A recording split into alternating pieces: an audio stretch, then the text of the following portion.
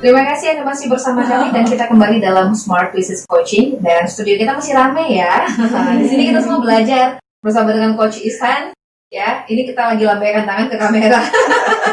Yang lagi live di Facebooknya Coach Ihsan, terima kasih sudah dengerin kita ya.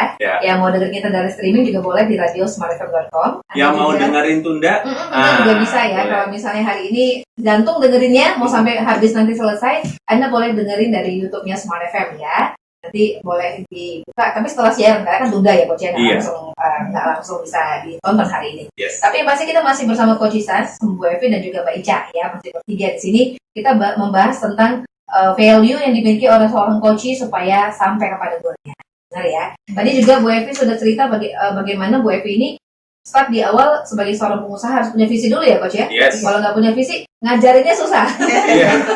Emang punya impian, tapi belum bisa diterjemahkan dengan mudah sehingga belum bisa diterjemahkan ke tim juga. Benar.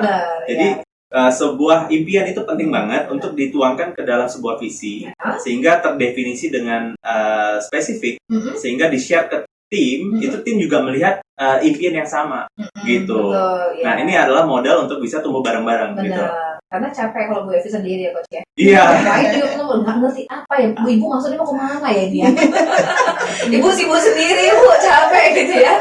Tapi sebelum ibu memutuskan untuk di coaching gitu ya Bu ya, memasuki proses itu, karena mungkin ada orang yang kita mau running sendiri dulu deh gitu, sampai kebentur baru dia merasa sadar dia butuh di coaching gitu ya Bu ya. Nah Bu Evi ketika itu bisnisnya sudah berapa lama berjalan Bu, sampai akhirnya ibu memutuskan kayaknya kita perlu nih dengan seorang mentor ya untuk benar-benar mendampingi sampai proses capai goals itu tadi.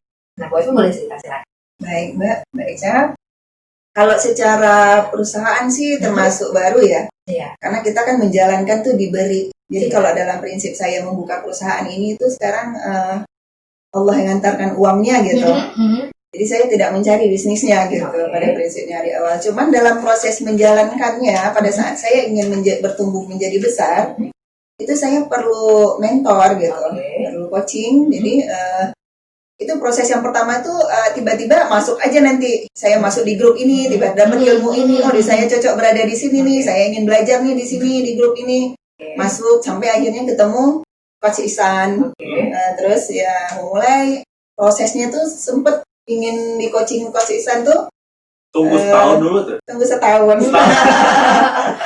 Setelah kok nggak ini ya, apa ya, kok salah terus ya, apa nih yang harus saya lakukan ya gitu ya, harus buat visi, tapi visi yang seperti apa yang harus saya tuju ya.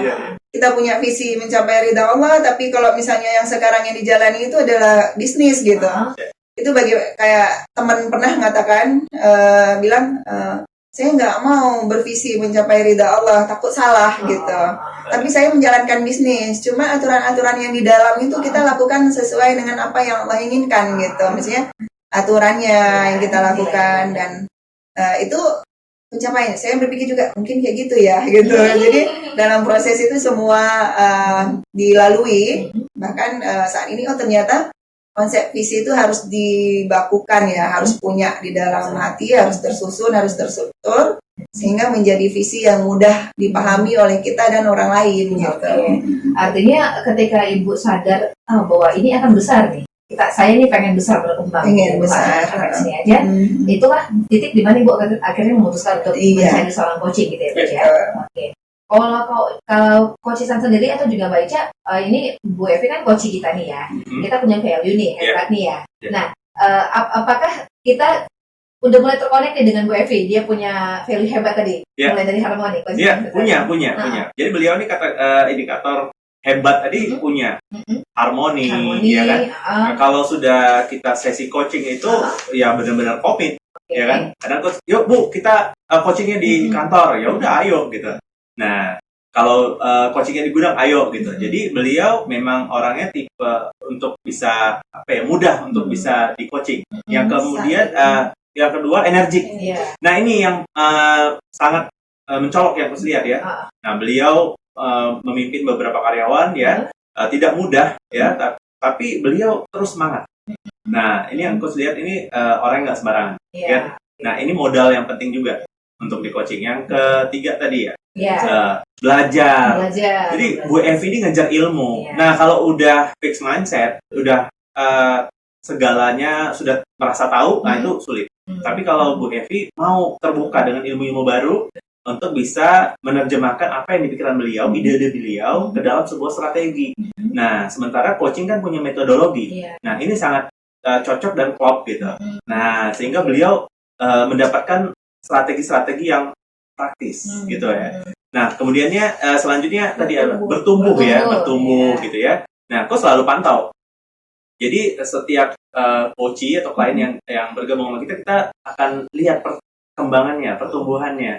Nah aku lihat beliau bertahan aja di masa pandemi ini. Nah ini udah oke gitu ya. Nah ada beberapa yang stop, benar. Freezing ya. Nah, tapi beliau masih lanjut gitu ya, dengan banyak tantangan yang beliau hadapi dan selanjutnya sampai ke level tahap tangguh dan terpercaya tadi. Nah, beliau sangat memegang prinsip itu. Jadi hal-hal yang seperti ini kalau ada di pengusaha, ya ini akan bagus sekali untuk bisa tumbuh. Gitu. Oke. Artinya sekali lagi punya frekuensi yang sama dengan seorang coachingnya ya, coach benar, ya. Memiliki value-value tadi. Karena sekali lagi sehebat apapun coachnya, kalau nggak punya si coachnya nggak punya nilai itu, value hebat seperti yang disampaikan Mbak Ica tadi nggak berhasil ya. Yes, ya. Bayangkan kalau kita tuh bertinju jadi pemain tinju ya, player ya, di atas ring, ya kan, yang memenangkan pertandingan kan petinjunya gitu ya, pengusahanya. Nah, setelah di coaching, setelah dilatih, nah dia harus bisa bertanggung jawab untuk bisa melakukan keputusan terbaik, ya kan, performance terbaik. Action dong dia. Action, gitu. Benar, saya hebat apapun pelatihnya, kalau dia di atas ring nggak bisa selaras dengan pelatihnya sama aja ya. Iya. Oke, baik. Kita juga mungkin mau dengar dong cerita dari Bu Evi, tapi nanti di sesi selanjutnya Bu. Ini pertanyaannya sederhana sekali. Before after, sebelum Ibu memutuskan untuk di coaching dan setelah di coaching, apa sih yang paling terasa? Mungkin dari internal atau eksternal ya Bu ya. Internal mungkin dari motivasi diri ya, mungkin makin semangat atau percaya diri setelah melewati proses coaching. Nanti kita akan bahas ya Bu ya, kita break dulu. Kami akan kembali untuk Anda usai jeda semua listener di segmen terakhir tetap bersama.